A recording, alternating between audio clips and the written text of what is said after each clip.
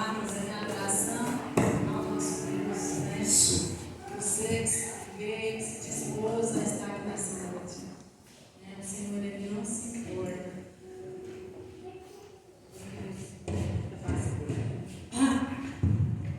Deus, Ele quer que nós nos acheguemos a Ele do jeito que estamos, né? Do jeito que estamos. E esse Deus que é um convite, né? Ao estar aqui louvando e engrandecendo o nome do nosso Deus. Ele fala que todos irão, né, confessar, todos irão ajoelhar diante do Senhor. Que possamos também, né, estar vigiando e orando, porque não sabemos o dia nem a hora, né, que Jesus voltará, mas Ele virá buscar a sua igreja. Que possamos preparar-nos. Amém? Amém.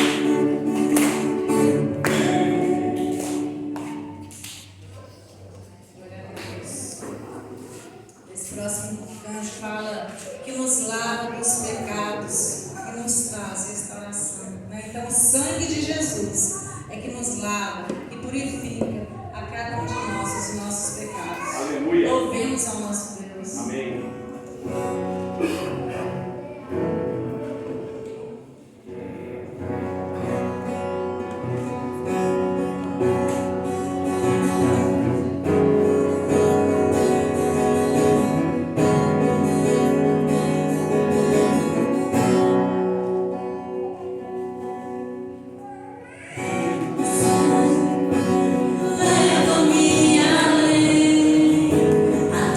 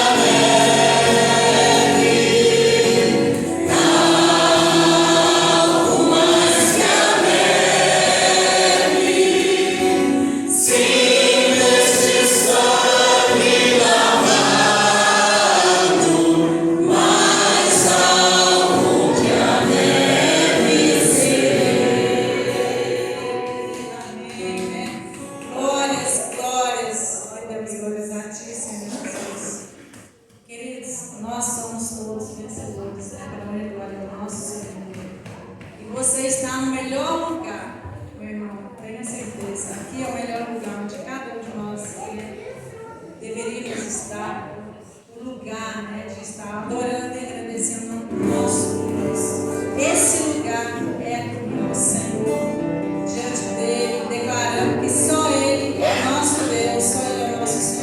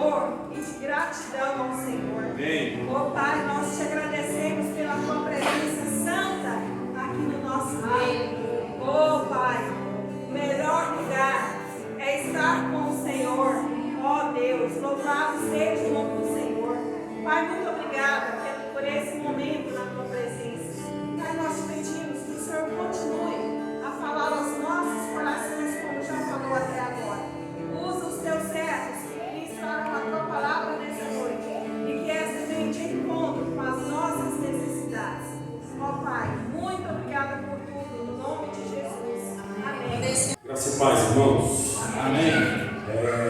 Agradecer a Deus pelo pastor André, também estendeu para você o convite para poder estar aqui com vocês. Ontem nós estivemos falando sobre o discipulado missional Life on Life. É um ministério discipulado do qual eu já faço parte desde 2016. Sou pastor da Igreja Presbiteriana de Água Boa, do Mato Grosso, pertinho, 500 e alguns poucos quilômetros ali, no Vale do Araguaia. É a melhor cidade do Mato Grosso. Não é à toa que se chama Água Boa. É a água mais boa, com todos os erros de português possíveis. É a água mais boa do Brasil, tá bom? Essa aqui é muito boa também, né? Essa aqui também é muito boa.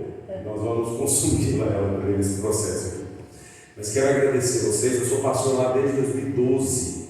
Sou casado com Eli, tenho 2 filhos, Felipe, 15 anos, e a Letícia, 10 anos de idade.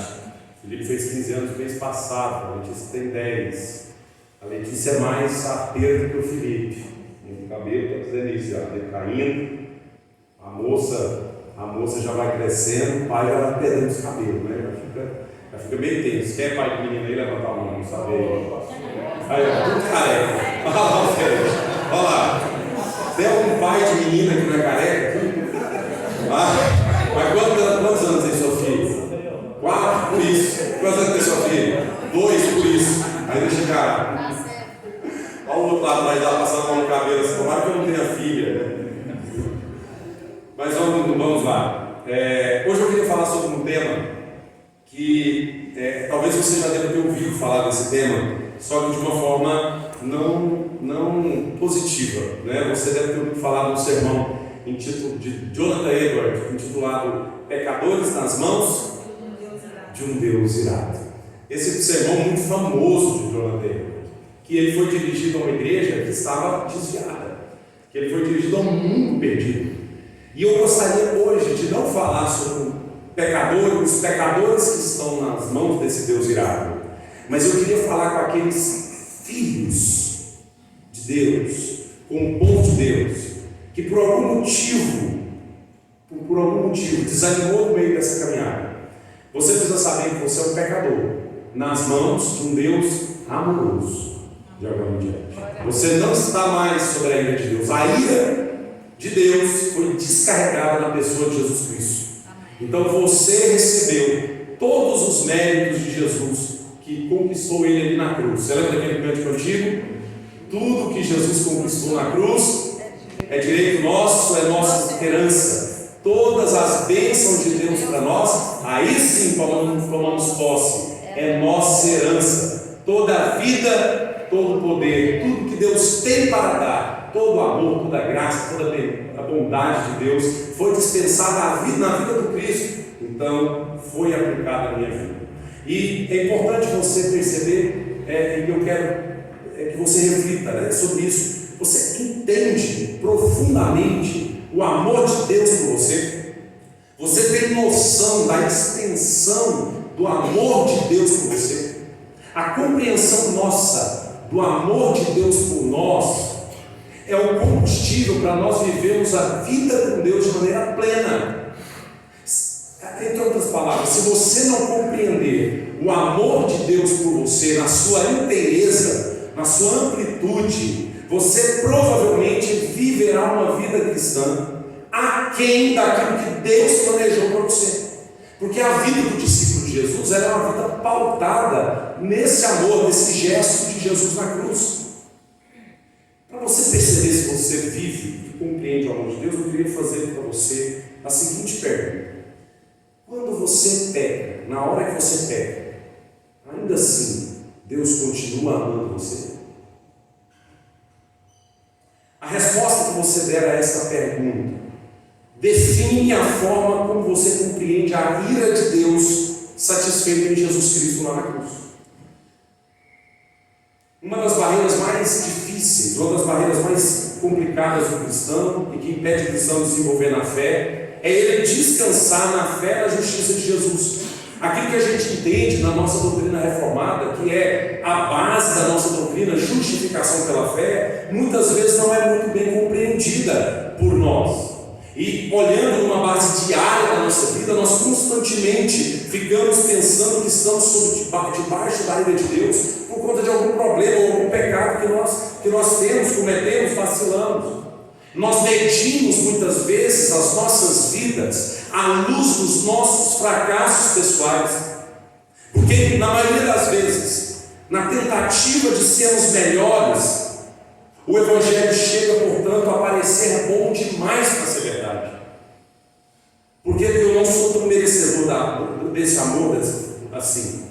É muito fácil chegar à conclusão, por exemplo, entre aspas, não, eu tenho que melhorar a minha vida para tentar assim apaziguar um Deus irado comigo porque eu pequei. E aparentemente sempre esse Deus está insatisfeito comigo. Aparentemente ele está irado porque a minha performance não é boa. Essa mensagem de hoje visa solidificar no seu coração, imputar no seu coração, inculcar na sua mente o alicerce da vida cristã, a cruz de Cristo. O Evangelho de Jesus expressa a cruz e não a sua performance. O quanto você pode obedecer a esse Deus. Existe uma palavra de um cara chamado John Owen, que ele disse: apesar de ser sua maior dificuldade na vida cristã, creia que o Pai o ama. Você comete o seu maior pecado ao deixar de acreditar que Ele realmente ama você. Existe um sentimento vago na nossa vida, em que nós pautamos a nossa vida por alguns maus hábitos. Todas as pessoas têm maus hábitos. Diariamente, às vezes somos diariamente complacentes com os nossos pecados. E a mim parece desonesto continuar me arrependendo do mesmo pecado. Você já pensou nisso? Parecer desonesto você se continuar se arrependendo do mesmo pecado sempre e nunca consegue parar de fazer. Com muita frequência, a verdade é que não nos arrependemos de fato desses pecados. Esse é um sentimento vago, irmãos. Mas a grande verdade é que o poder dos maus hábitos ele é quebrado aos pés da cruz. Nós temos de continuamente voltar a nos arrepender do pecado, quantas vezes for necessário. Se continuarmos a cometer, o sangue de Cristo é uma fonte inesgotável da graça. É importante a gente lembrar que Jesus deu uma ordem aos seus discípulos, que muitas vezes achamos que isso é só para nós. Quando Jesus olha para os seus discípulos e diz para eles: é necessário você perdoar seu irmão, quantas vezes? O que é que Jesus quer dizer com isso? Que tem que perdoar quantas vezes? Então, sempre que for necessário. Sempre que for necessário, você deve perdoar o seu irmão. É um contrassenso nosso imaginar que Deus exigiria isso de nós e Ele não faria isso. A graça é esse amor gracioso que vai nos constranger, é esse amor poderoso que vai nos constranger. Paulo fala disso em Romanos capítulo 3, verso 25, como foi dito aqui hoje, que nós temos, Romanos 3 é a expressão de uma derrota da nossa performance, porque eu estou destituído da glória de Deus, mas uma vitória da graça de Jesus, que cumpriu a lei, que obedeceu aquilo e fez aquilo que eu não pude fazer. É tão bom a gente olhar para o cenário como o rei Saul, que ao receber a ordem de derrubar os amalequitas no capítulo 15 de 1 Samuel, ele vai lá e não faz. Ele traz Agar com ele, o rei dos amalequitas, e uns bois, umas ovelhas, joga a culpa nos outros. Foi o povo que quis trazer nada. Ele queria um altar para ele. Ele não fez em nome do Senhor aquilo que era para ser feito, mas não era para ser assim. Deus não deixou assim. Veio punição para a vida de Saul e Agar foi chamado por Samuel. Samuel despedaça Agar. O texto da 1 Coríntios, 1 Samuel diz que ele despedaçou Agar. A grande prova, o Cristo representado na vida de Samuel, assumindo para ele o sacerdócio, a função de profeta e a função de rei que Saul não cumpria, e vem lá e despedaça o inimigo do povo de Israel. É assim que Jesus faz também, vem e despedaça a nossa carne, despedaça o nosso ego, despedaça a nossa performance, porque nós não conseguimos ser salvos por nós mesmos. Jesus morreu para ser eternamente o nosso já advogado. O nosso advogado. Então a pergunta que eu quero fazer de novo para você é: Deus fica, e eu quero mudar essa pergunta, porque às vezes você pensa, Deus me ama, mas Deus fica irado comigo, com você, quando você quer? Talvez essa resposta seja mais difícil. Talvez essa resposta você pense: olha, existe uma enorme diferença, óbvio, de Deus se agradar de mim quando eu peco, de Deus se agradar mesmo quando eu peco. Existe uma diferença nisso. Muitos cristãos respondem a perguntas como essa dizendo assim: Deus fica irado comigo quando eu peco. Talvez alguns de nós aqui pensemos isso. Mas a resposta típica é: quando eu desobedeço, já não vivo debaixo da bênção de Deus. Alguém disse certa vez: quando eu viajo a 150 por hora, 50 km, 60 km, 70 km além da velocidade permitida, eu escapo para fora da vontade de Deus. A colocação é: mas se isso é correto, especialmente quando fazemos a nós mesmos as perguntas que seguem, perguntas relacionadas à extensão da nossa desobediência a Deus. Se Deus fica irado com você quando você peca, te faço a seguinte pergunta: quão frequentemente você desobedece a Deus? Muitas vezes? Uns obedecem, mas você fala assim: não, mas é pouco. Mas Tiago diz: se você desobedeceu o mandamento, você se tornou um de todos. Com qual frequência você desobedece a Deus? Se Deus ficar irado conosco, se Deus fica irado com você, comigo, conosco, por quanto tempo Deus fica irado conosco então? E ainda mais, quão bom é o melhor que você já fez até aqui. Lucas capítulo 10, verso 17 diz: assim também vós, depois de haveres feito quanto vos foi ordenado, dizei: somos servos inúteis, porque fizemos apenas aquilo que deveríamos. Se Deus apenas sorrisse para nós, para os discípulos dele, quando nós fizéssemos algo bom e certo, é óbvio que o sorriso de Deus para nós seria uma coisa rara, porque constantemente estamos nos desagradando, e aquilo que a gente faz de bom não é suficiente para fazer sorrir. O único gesto na humanidade que fez Deus sorrir foi o gesto de Jesus na cruz. Nada mais é capaz de fazer Deus sorrir. Além do mais, com exceção de Deus, quem realmente é bom? Quem realmente consegue ser bom? Quantas coisas boas você ainda terá que fazer antes de Deus passar a sorrir para você, para que Deus passe a sorrir para você? E ainda mais, mesmo que você, em uma hipótese, quebrasse apenas o mandamento, como eu disse, Tiago capítulo 2, verso 10, pois qualquer um que guarda toda a lei, mas tropeça em um só ponto, se torna culpado de todos. Se você quebrar apenas uma lei, você já quebrou todas. Óbvio, se Deus fica irado comigo quando eu peco, Deus está constantemente irado comigo, porque eu constantemente tenho pecado que a gente nem sabe cometeu e cometeu. A compreensão nossa do amor de Deus é muito pequena, porque via de regra eu vejo cristãos degladiando, lutando contra si mesmo, contra o pecado. De fato, deve-se lutar contra o pecado. O problema é que muitas vezes lutamos contra o pecado da forma errada. Martinho Lutero se martirizava dando chicotadas às suas costas. Esse homem não queria uma coisa séria com Deus?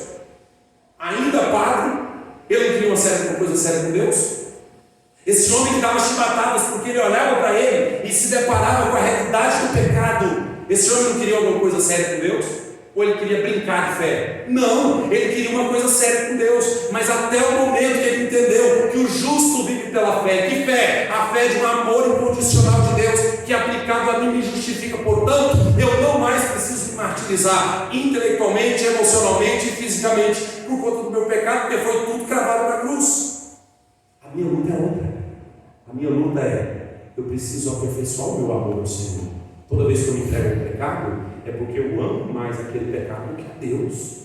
Então eu preciso aperfeiçoar o meu amor ao Senhor. Agora, como que nós vamos fazer isso? Nós precisamos entender melhor o amor de Deus. Para a gente entender, eu queria chamar você a ver sua Bíblia em Lucas capítulo 15.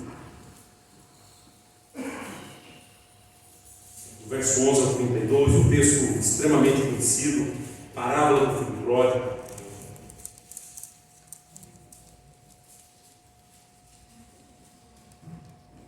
Do verso 11 ao 32, a Bíblia nos diz assim: certo homem tinha 2 filhos. O mais moço deles disse ao pai: Pai, dá-me uma parte dos bens que me cabem. E ele lhes repartiu os haveres. Passando não muitos dias, o filho mais moço, juntando tudo o que era seu, partiu para uma terra distante e lá dissipou todos os seus bens, vivendo dissolutamente. Depois de ter consumido tudo, sobreveio àquele país uma grande fome, e ele começou a passar necessidade.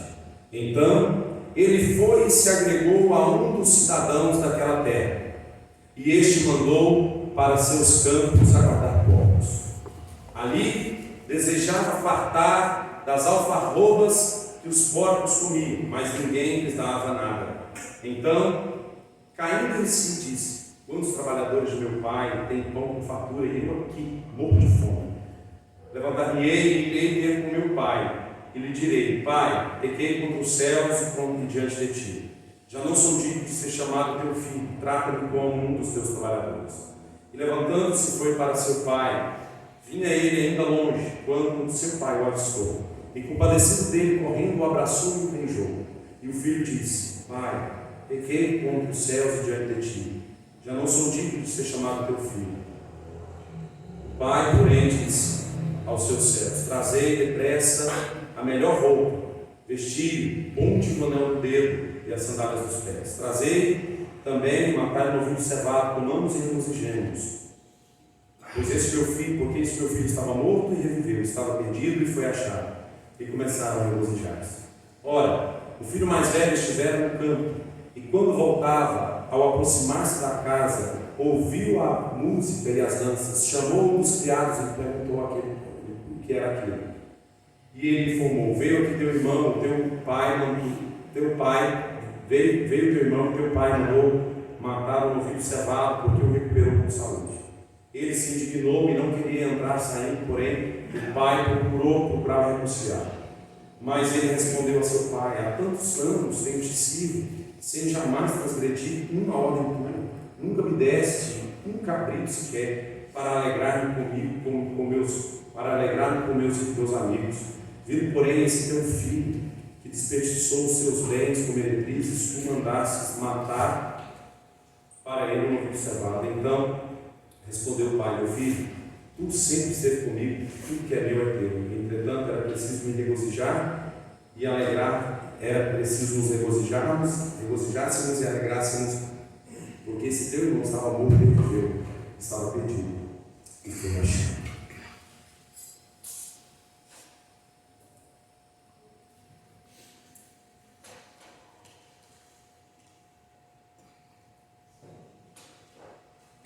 Quando olhamos para esse texto, a gente precisa entender o contexto. Lucas capítulo 15, fica com a sua Bíblia aberta, ele traz um contexto, nesse bloco do capítulo 15, de 3 ilustrações, 3 histórias, para que nós compreendêssemos melhor o amor de Deus pelo seu povo. Muitas vezes nesses textos, a ênfase colocada é na figura da ovelha, da dracma e do filho. Sempre.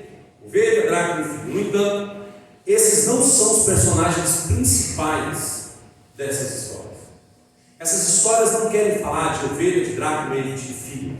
Essas palavras, essas histórias têm como objetivo mostrar o amor de um pastor, o cuidado de uma mulher e a compaixão de um pai. Todas essas expressões é para demonstrar como Deus está restaurando a criação quebrada lá no Éden, quando o homem rompeu seu relacionamento com Deus. Assim como a ovelha, o homem se desgarrou de Deus. Assim como a dracma, a humanidade está perdida. E do mesmo modo pelo qual o filho abandonou o pai, o primeiro Adão abandonou, e toda a sua geração nasce distante de Deus e buscando alegria e prazeres de maneiras disfuncionais, a partir de si mesmos. Ora, nesse contexto, a intenção aqui de Lucas era mostrar, principalmente aqui na parábola do filho pródigo, é demonstrar o amor do pai pelos seus filhos, e que esse pai nunca o abandonou e nunca deixou de amar. Ele queria dizer: olha, eu os tenho amado. O que Deus está fazendo, o que Lucas está registrando, para que fique claro para a vida de todos os discípulos ao longo de todos os anos, é: Deus tem amado o seu povo, Deus tem te amado. Em Jesus, Deus tem amado você, eu tenho amado vocês.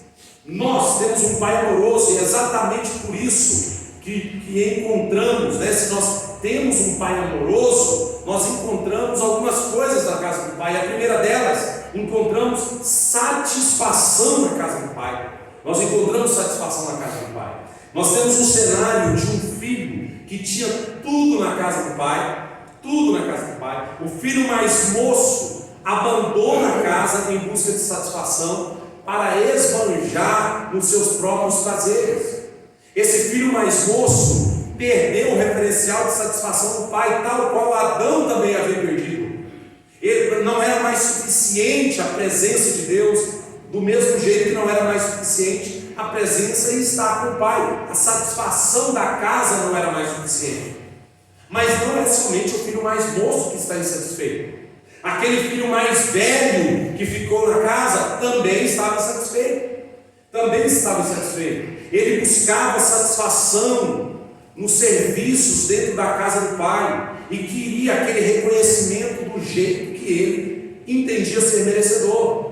E quando o reconhecimento não veio da forma que satisfizesse os desejos e os interesses egoístas do seu coração, ele apelou para a sua performance. Eu tenho feito isso. Ele não apelou, ele não olhou para um pai gracioso que dava para ele tudo, e o pai joga na cara dele: tudo que eu tenho é seu. Você está querendo mais do quê? O que ele apresenta: eu tenho servido, eu tenho feito. Nós podemos aplicar aqui uma ilustração como dois mundos dentro de nós.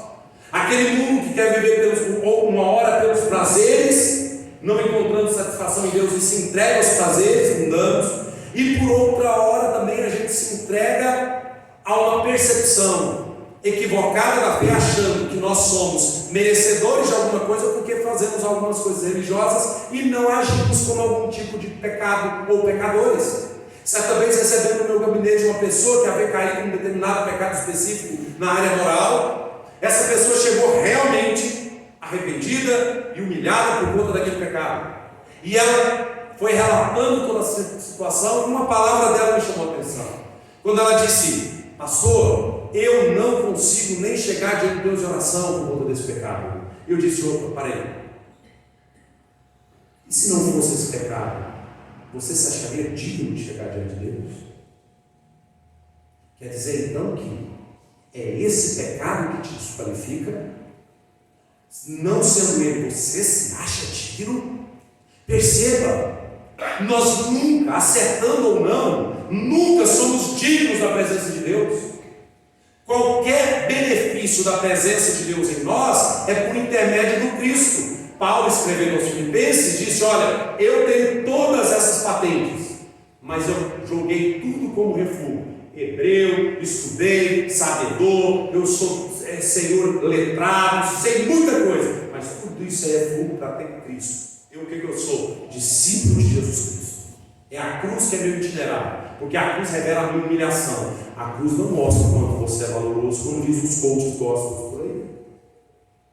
A cruz mostra o quanto nós somos insaciáveis na nossa satisfação pessoal e egoísta, que foi preciso o Filho de Deus abrir mão dele, porque nós somos tão egoístas, pensamos tão em nós, e foi preciso o Filho de Deus ser cravado numa cruz, e não usurpar o ser igual a Deus, e humildemente ir como ovelha para o matador. Para quê? Para que eu pudesse encontrar satisfação. Os dois filhos que por algum momento não encontraram o que somente a casa do pai tinha, satisfação, em algum momento eles não encontraram. Tanto mais moço quanto mais velho precisavam entender que o melhor da casa é a presença do pai. Do mesmo jeito que o melhor que teremos no céu não é a ausência de problemas, mas é a certeza da presença eterna de Deus, e isso é o que deve nos alegrar. Eu vejo na questão da vida de insatisfação, em João capítulo 4, quando Jesus se depara com a mulher samaritana. Jesus vai para aquele poço intencionalmente, porque sabia que lá ele estaria. E Jesus espera os discípulos saírem para estar com aquela mulher. E estando com ela, Jesus olha no olho dela e diz: o dia que você beber da água que eu lhe der, você não vai ter sede. E ela fala: me dá dessa água. O que Jesus responde? Vai lá e traz o seu marido. E ela diz: não tenho marido. Ela falou: bem disseste, porque você já está no quinto. Você sabe o que Jesus estaria dizendo para ela? Ela estava buscando satisfação nos relacionamentos dela.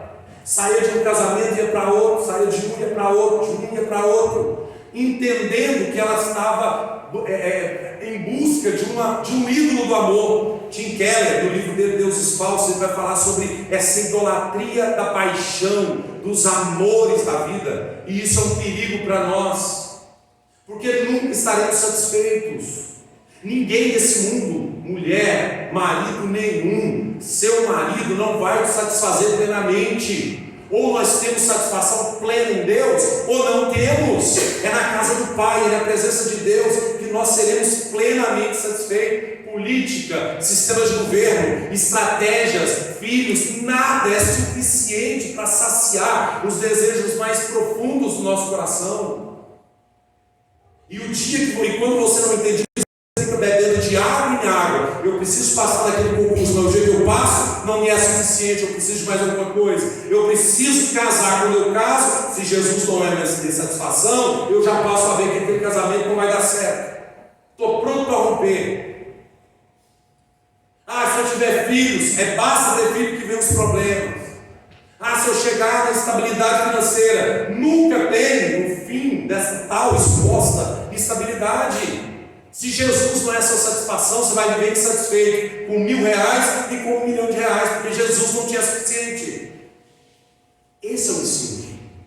O Pai amoroso tem casa para você se satisfazer.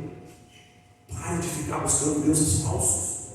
O Deus da alegria plena. Existe uma fala de um cara chamado Protágoras, que viveu antes de Cristo, que dizia, abre aspas, o homem é a medida de todas as coisas, fecha aspas.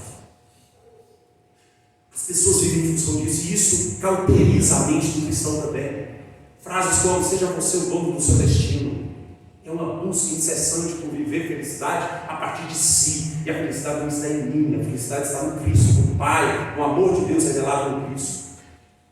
A casa do Pai é um ponto de satisfação. Por isso que no momento dado na vida dele, ele olha para aquela situação, para aquela realidade da vida dele, para tudo aquilo que ele passava, e ele fala assim: olha, eu tenho um Pai. Talvez você precisa passar por um momento de dificuldade. Talvez precisemos passar pela escola do sofrimento.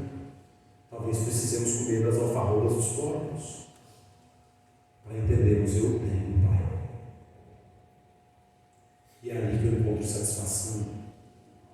Mas o segundo ensino que esse texto nos traz também é que, ao olhar para esse texto, para esse cenário, se você olhar na sua Bíblia, quando o Pai, quando ele volta para a casa do Pai, verso 18: levantar-me-ei e irei ter com meu Pai, e lhe direi: Pai, pequei contra o céu diante de ti, já não sou digno de ser chamado teu filho.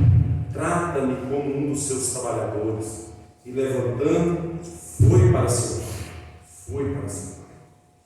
Vinha ele ainda longe, quando seu pai o avistou, e compadecido dele, correndo, o abraçou e o beijou. E o filho disse: Pai, pequei contra o céu diante de ti, já não sou digno de ser chamado teu filho. Existe uma sintonia no verso 15, porque no verso 15 o pai age com compaixão com o filho, e essa compaixão evidencia no verso 21 o arrependimento do filho. A compaixão do pai é a precursora daquele arrependimento pleno. Quando o filho olha para a vida do pai e a forma como o pai age em relação a ele, eu queria que você percebesse essa cena. Existem alguns detalhes que a gente passa desapercebido, e isso fica mais percebido percebido quando nós comparamos a forma como nós relacionamos com os nossos filhos, porque todos nós, na maioria das vezes, relacionamos com os nossos filhos baseados em trocas. Se você não fizer isso, não vai ganhar isso.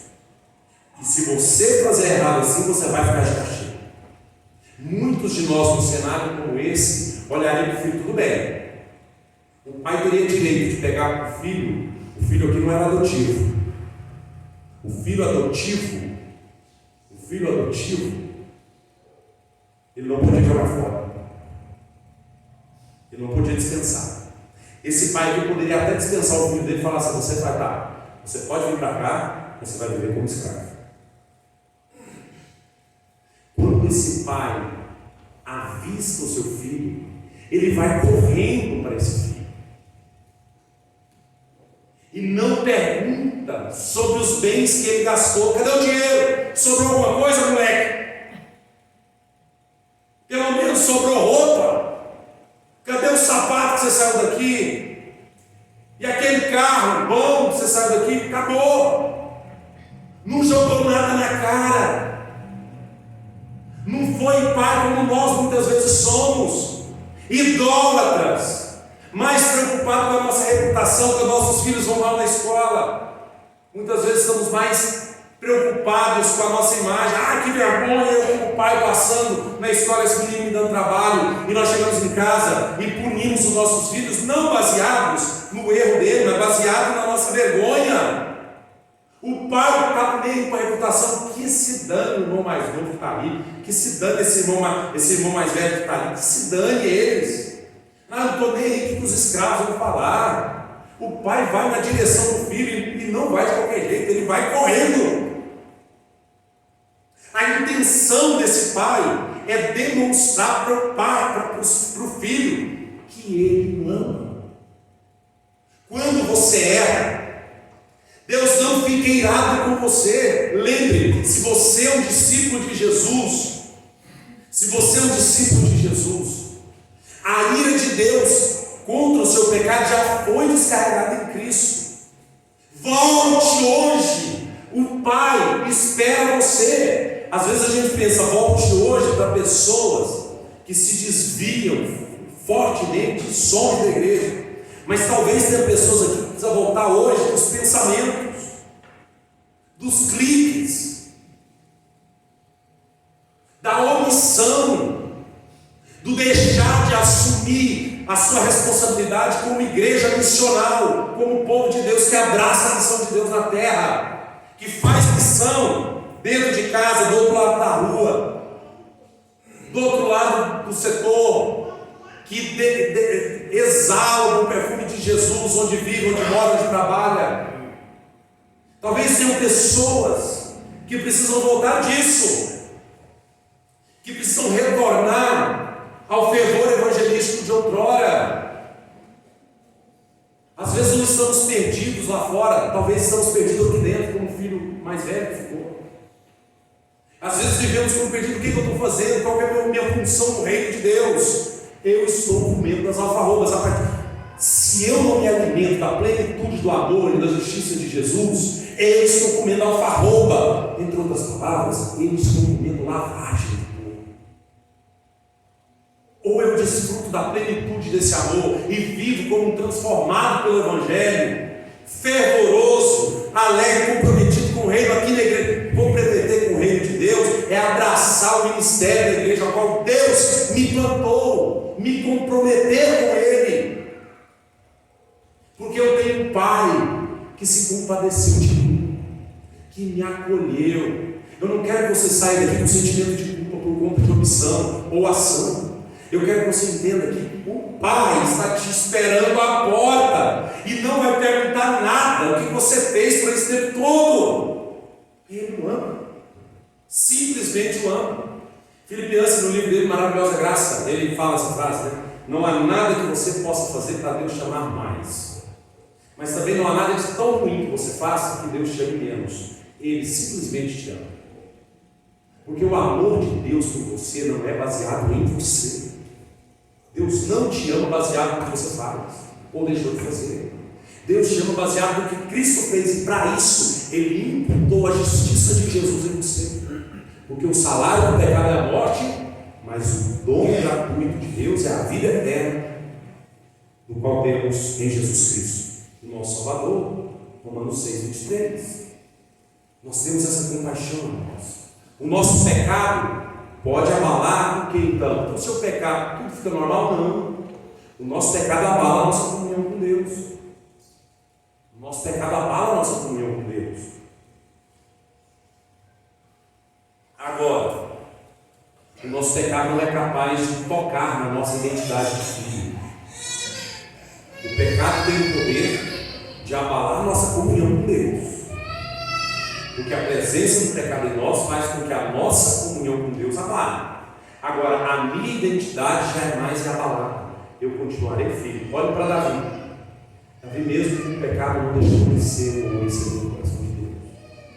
Ele não é homem segundo o coração de Deus porque se arrependeu, gente. Ele é homem segundo o coração de Deus e por isso se arrependeu. O arrependimento é uma consequência da regeneração. Quando você se arrepende do pecado, quando você pesa o seu coração no pecado, é um grande sinal de que Deus te ama e habita em você na pessoa do Espírito Santo.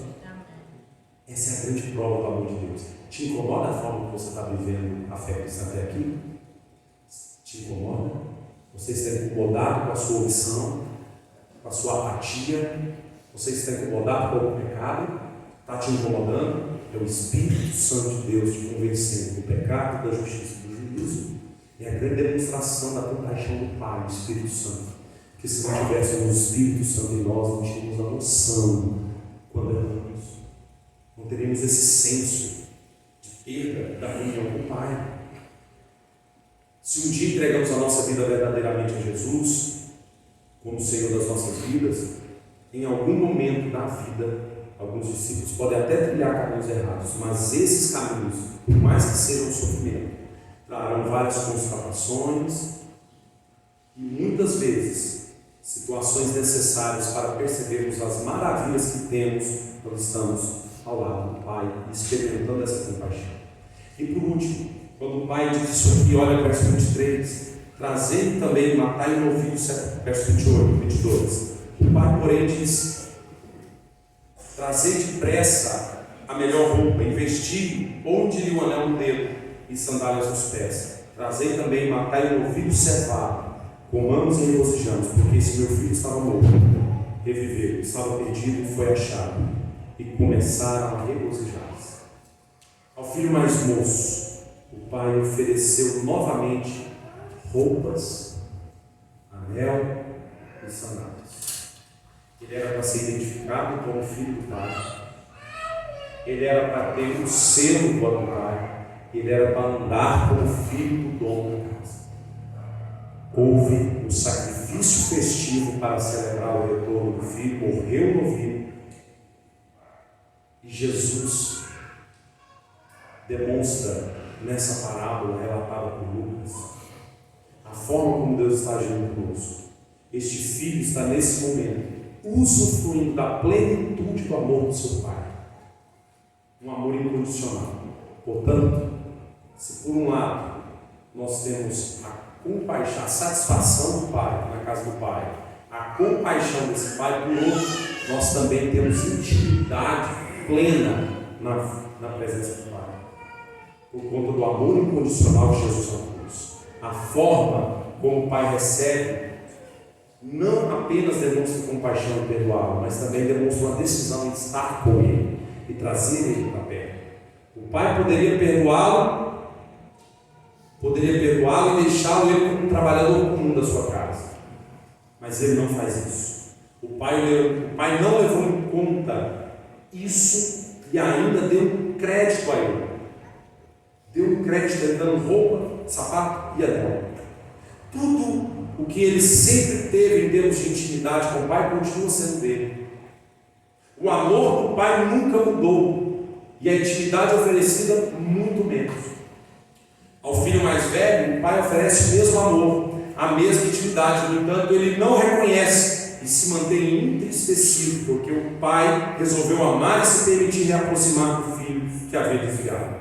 O filho que ficou em casa somos nós que muitas vezes medimos o amor do pai baseado na nossa própria justiça, nos nossos próprios atos, na nossa própria obediência. Quando nós, por exemplo, olhamos assim, não, Deus não está feliz comigo, Deus não se alegra em mim. Por quê? Por conta de algum pecado? Você está baseando o amor de Deus por você e a demonstração de amor de Deus por você em méritos seus. Isso é performance religiosa. E eu posso sempre te dizer uma coisa, que a Bíblia não fala de religião. Dou aula, sou professor, e constantemente a gente tem algumas farpinhas com alunos do ensino médio. Tem alguém do ensino médio aqui? Levanta a mão aí. Ah, mas quando o ensino médio sabe tudo, né? Como eles sabem, né? Depois eles chegam no primeiro ano da faculdade e veem que são ETs, não sabem nada. Chega nessa conclusão. Aí depois sai da faculdade e já sabe tudo de novo. Aí depois a gente tem esses embates, né, essas conversas, né? Peraí, é uma religião, a Bíblia é mais uma religião. Não, a Bíblia não fala de religião, porque religião é toda tentativa e a explicação do ser humano se conectar a um ser divino, quem quer que seja. A Bíblia ela não fala disso. Você já parou para pensar nisso? A Bíblia ela não fala de como o homem vai se religar com Deus. A Bíblia ela não fala disso. Um missionário hindu recebendo um missionário cristão lá na Índia, virou para o missionário cristão e disse sim para ele: por que você quer apresentar aqui no nosso país o seu cristianismo como mais uma religião? Aqui nós temos várias e muitas melhores do que a de vocês. A Bíblia de vocês não fala sobre religião. O missionário hindu falou com o missionário cristão. Ah, mas por que não? Simplesmente porque a Bíblia ela não tem como foco falar do que o homem pode fazer, mas falar do que Deus está fazendo na história. É o Deus que interveio na história, que escreveu a história, que controla a história, que criou o universo, criou o homem se desconectou com ele, mas Deus está redimindo, reconciliando homens consigo mesmo, por meio de Jesus Cristo. É Deus o assunto principal da Bíblia, é a sua glória, revelada na pessoa do Cristo. Então o foco da Bíblia é o Pai, não é você. Você não é a menina dos olhos de Deus, você não é a florzinha de Jesus, não é raridade coisa nenhuma, e muito menos a tua vitória tem sabor de mel coisa nenhuma. A vitória do Cristo, ela é gloriosa demais para você reduzir a Bíblia àquilo que você pode fazer ou não. O Cristo é poderoso. A honra e a glória seja dada ao Senhor, Criador dos céus e da terra, que está reconciliando o homem, que revelou a nós a verdade dele, que trouxe a nós a verdade que precisávamos para agora nos reconectar com o Pai, nos reconectar com Ele por meio de Jesus e nos fazer íntimos dele. Você agora é um com o Pai por meio de Jesus. Precisamos aprender a desfrutar da relação íntima diariamente com Deus. Sim, nós temos que cultivar essa intimidade, isso nos cabe. De nos esforçarmos para orar, meditar na palavra diariamente. Bíblia não é para ler no domingo, Bíblia é para você meditar diariamente, para não pecar contra o Senhor, se esforçar nisso. Elementos da vida de santificação que Deus nos deu o Espírito para nos fazer entender a palavra, deu o Espírito para nos convencer que precisamos disso. Nós precisamos aprender a desfrutar dessa intimidade. Os nossos pecados não mudam o nosso estado, nada nos separa do amor de Deus, absolutamente nada. Deus nos ama porque Ele quis amar. Agora, viva para a glória desse amor. Apenas diga assim: eu quero responder esse amor. Para quem eu? Para quem teria eu, se só o Senhor tem palavra de vida eterna? No momento em que os discípulos e pessoas estavam abandonando Jesus, porque o discurso ficou mais duro, Jesus olha para Pedro, os discípulos, e fala: vocês também não querem ir embora também não? Pedro olha para Jesus e fala: para quem iremos nós? Para quem iremos? Ele não fala para onde, ele fala para quem? Porque o homem precisa de um Salvador, mas um pecador tão miserável como nós, somente um Jesus tão poderoso como aquele que veio aqui, está aqui e estará para sempre eternamente para nos salvar. Como que nós aplicamos isso na nossa vida? Primeiro, queria que você respondesse essa pergunta para você: por onde você tem andado? Como tem sido a sua vida como discípulo de Jesus? Você acha que não é a hora de você se retornar para a casa do Pai? Talvez você está bem ativo na igreja e ninguém percebe que o seu coração está distante, tá? Talvez você está tentando fazer as coisas para Deus na igreja que não percebe, que não quer passar como está seu coração. Você está só de carne e osso fazendo. Eu vou te falar um negócio: se você não tratar seu coração, canse, logo você não quer saber nem de Deus. Eu em 2017, eu em 2016, antes do discipulado entrar na minha vida, fazia tudo na igreja, tudo. E ninguém percebeu que meu coração estava podre, meu coração estava cansado de gente. E eu precisei arrepender. E precisei falar assim: eu não posso usar a Bíblia apenas para pregar na igreja. A igreja estava com problema? Não, a igreja boa nunca teve problema. Graças a Deus, com misericórdia, nunca teve problemas. Desde quando nós estamos lá, graças a Deus. Cresceu, cresci, Deus se abençoado, por graça e misericórdia dele única. Mas o meu coração estava desanimado. Eu estava fazendo coisas para Deus e ninguém, e todo o nosso pastor faz tanto, mas o meu coração estava cansado. Estava cansado. Eu precisava de um companheiro no caminho. Quem lembra assim? Bom, né? Maravilhoso. Os antigão. Eu sou, apesar de ser novo, eu sou dos antigos assim. Divino companheiro. Bonito, né? Quando você tem andado, não é hora de voltar? Segundo, entenda de uma vez por todas que o Pai é cheio de misericórdia e graça. O coração contrito e arrependido ele jamais despreza. Venha hoje. Realinhe hoje seu coração. Realinhe hoje, comece hoje, recomece hoje. Pastor, está bem, mas há possibilidade de melhorar, de caminhar mais nessa intimidade? É hoje o dia. É hoje o dia de você desfrutar mais desse oceano imenso que é o amor do Pai. Viver dirigido pelo amor, para fazer as coisas porque Deus chamou. Você quer servir a igreja porque Deus chamou. Você quer ser generoso nas suas contribuições porque Deus te chamou. Você quer ajudar mais porque Deus te chamou. Você quer falar de Jesus porque Deus chamou em Jesus. É hoje o dia. E por fim, conectando aquela pergunta: quando você pega, Deus está irado com você, o amor de Deus está com nós, está longe de nós? Não. Repita para você mesmo: o pecado abala a minha comunhão com Deus, mas jamais muda a minha identidade de filho. Portanto, eu posso voltar hoje para a casa do Pai. Hoje eu posso me arrepender. E o Pai, com todo amor e graça, vai me abençoar e me guardar no seu caminho. Cubra sua cabeça, feche seus olhos.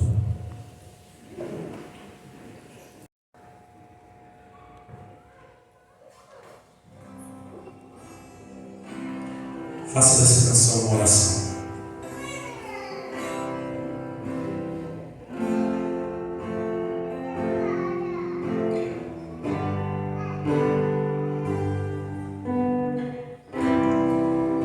O Senhor venha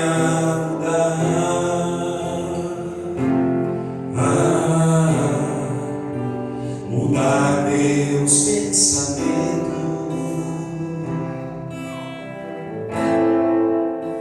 Restaura os meus sonhos e meus sentimentos.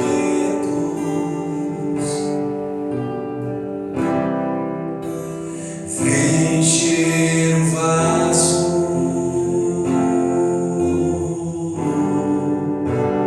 é o que eu mais quero.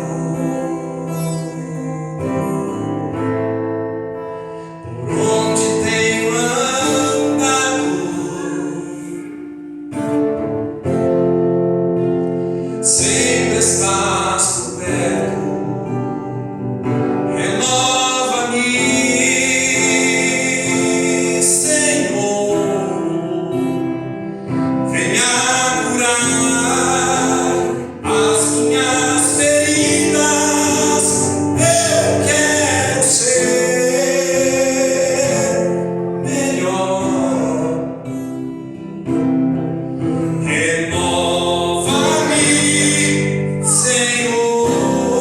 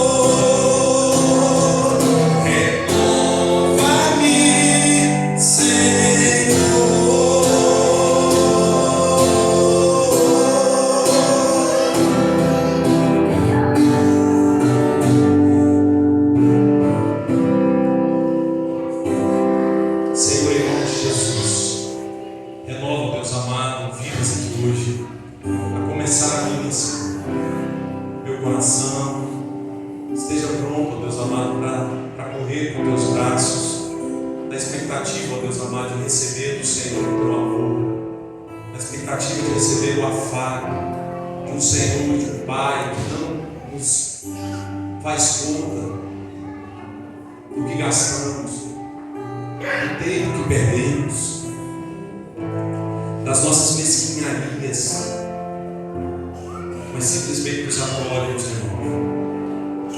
Obrigado porque temos um Cristo, Senhor. Não somos nada em nós, não há nada de bom em nós que mereça o teu amor.